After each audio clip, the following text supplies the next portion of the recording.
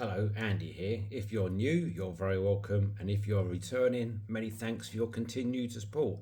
Well, on the longer B1, you can see in the left-hand corner the wires look a bit messy, so I thought I'd do a very quick video this afternoon just to show you and let you have the files for free of a cover plate that I've made. Now, it doesn't make the laser cut any better, it cuts really well anyway without this.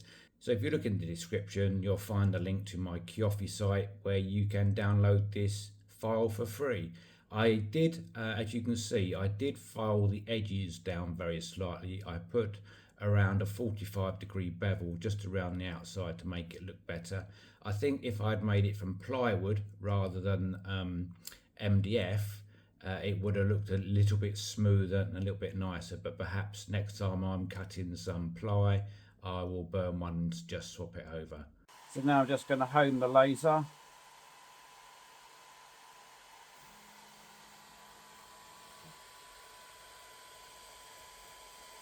And you can see I've got my 8mm outside diameter hose on there, but the plate is designed big enough so if you've got the standard elbow, there's still plenty of room for the standard elbow, because the standard elbow comes up much tighter to the frame.